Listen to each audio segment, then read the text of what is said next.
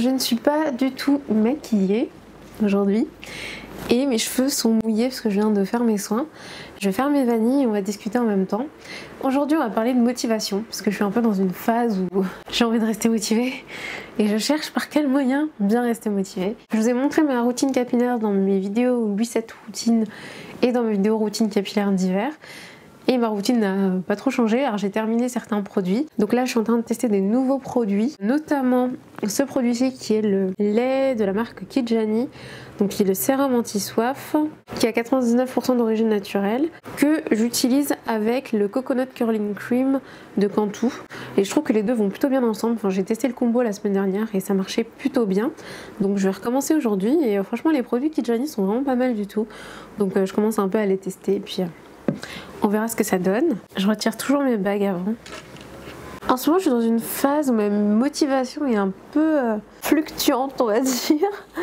En fonction des jours, je suis plus ou moins motivée à travailler, à filmer, à même sortir. Franchement, en ce moment, j'ai un peu la flamme de tout. Le froid, la température, c'est vraiment très compliqué.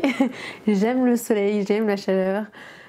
On a du soleil mais pas assez de chaleur pour moi en ce moment, donc c'est vraiment très dur je trouve de se motiver à être très actif, donc j'essaie quand même hein, et je trouve que la meilleure façon de rester motivé c'est se faire un planning comme vous avez pu voir dans mon bullet journal, se fixer des objectifs à la semaine, au jour aussi, au jour le jour. Et souvent la plupart du temps le plus difficile c'est de démarrer. Mais une fois qu'on a démarré disons la première tâche, en général le reste suit. Et ça c'est une bonne astuce en général qu'on donne, c'est de segmenter en fait par exemple une tâche qui peut être assez longue, assez compliquée, en plusieurs petites tâches, beaucoup plus rapides à faire. Donc la première toute simple, ça peut être de vous installer à votre bureau pour sortir par exemple votre bullet journal, noter ce que vous avez à faire, puis ensuite démarrer. Généralement je me répète quand je suis pas trop motivée, c'est je me dis c'est pas que t'es pas motivée, c'est juste que tu sais pas forcément par où commencer, t'as l'impression que ça va te prendre beaucoup de temps et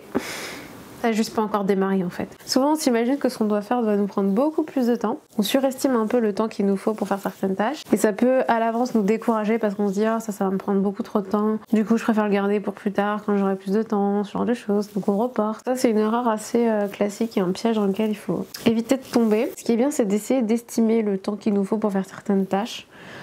Enfin pour faire la plupart des tâches qu'on a. Mais vraiment de les avoir chronométrées par exemple avant. On sait à l'avance si on va pouvoir terminer une tâche. Parce qu'en fait dans notre esprit, les tâches qui ne sont pas terminées sont un peu, on va dire en fond. On sait qu'on doit terminer cette tâche-là, donc c'est un stress en plus on va dire. Donc c'est pour ça que c'est bien de démarrer une activité et d'aller jusqu'au bout et de la terminer. Pour les tâches vraiment compliquées ou très longues, de les segmenter parce que comme ça vous pouvez dire bon au moins j'ai fait la première étape de ce que j'ai à faire.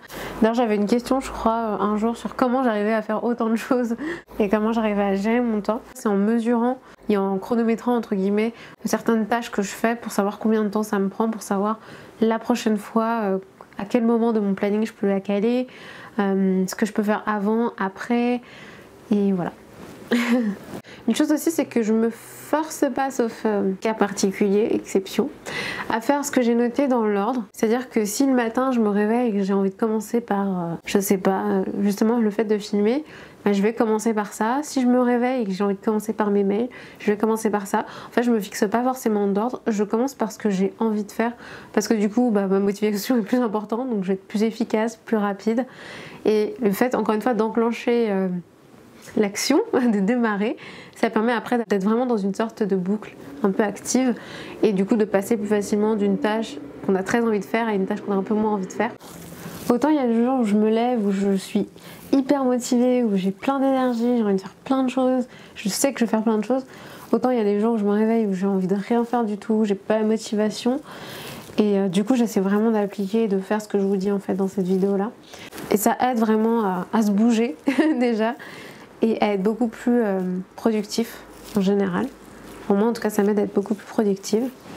De manière globale c'est sûr qu'il faut aimer ce qu'on fait pour avoir envie de le faire, envie de le démarrer, envie de le recommencer, de le reproduire, puisque filmer par exemple j'aime ça et je suis contente en fait de filmer à chaque fois des vidéos. Après il y a des jours où j'ai plus ou moins envie, plus ou moins la motivation, mais j'aime ça donc ça me fait plaisir de le faire à chaque fois. Mais c'est vrai que la motivation ça permet aussi de savoir en fait ce qu'on aime vraiment.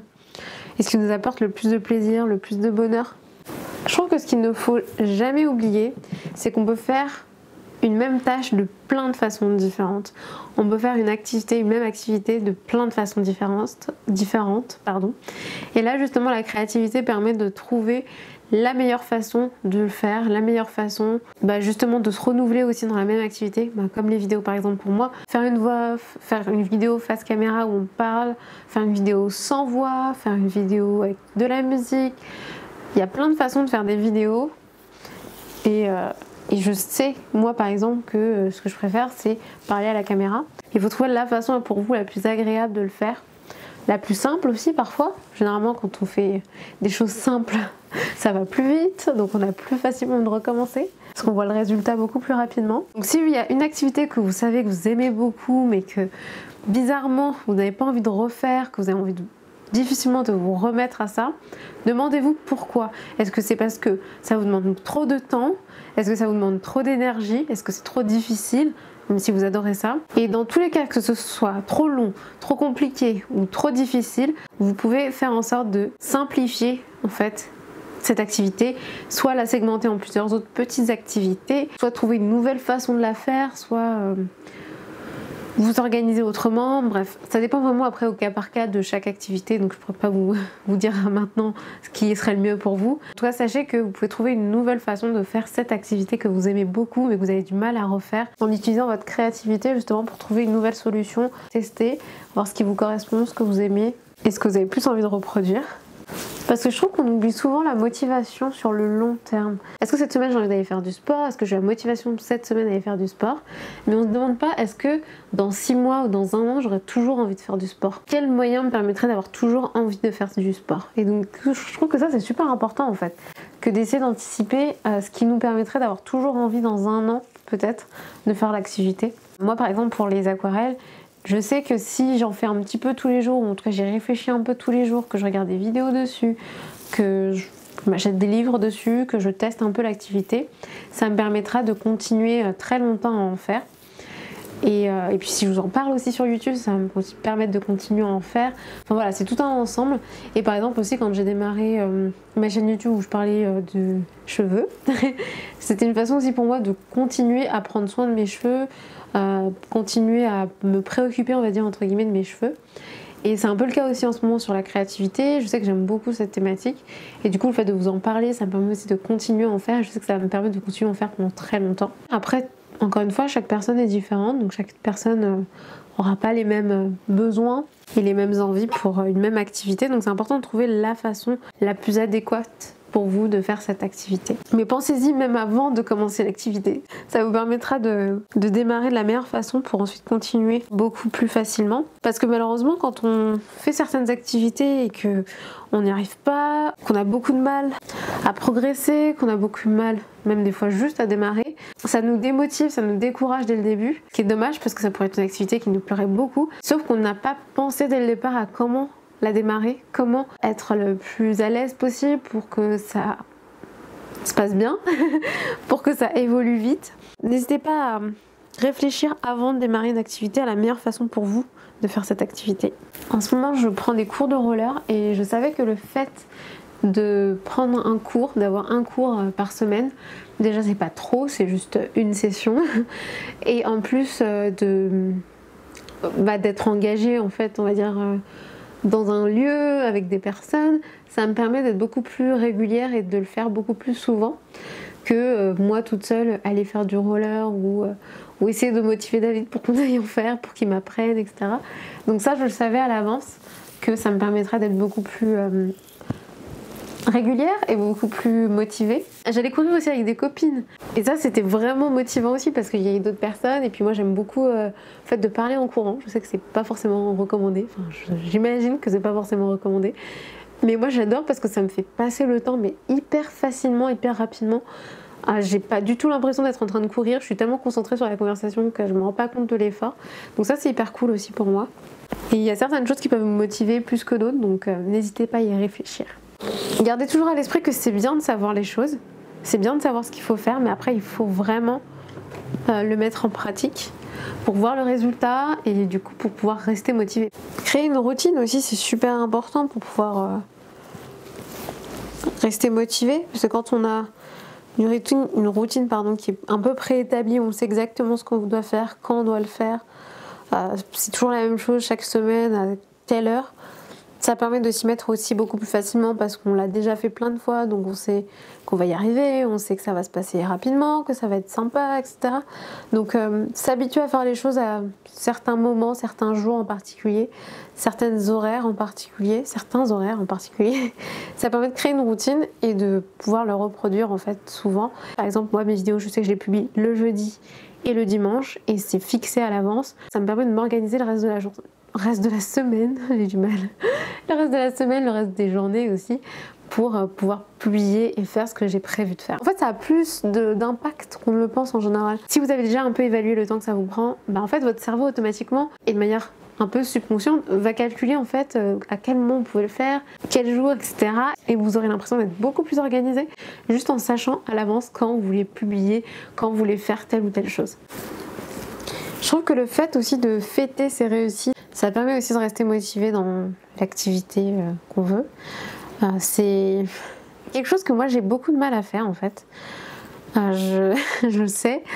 C'est juste que j'oublie en fait. C'est-à-dire que en fait je me projette tellement que j'oublie en fait de vivre parfois un peu le moment présent et de célébrer le moment présent et d'être contente et satisfaite et etc. C'est vrai que c'est un de mes plus gros problèmes, je dirais. Et du coup, ouais, ça c'est quelque chose aussi que j'essaie de me répéter. Les jours où je suis pas forcément très motivée, où j'ai pas forcément envie de faire grand chose, etc. J'essaie de me dire, mais en fait, de repenser en fait à ce que j'ai déjà accompli et de trouver une excuse en fait pour simplement célébrer.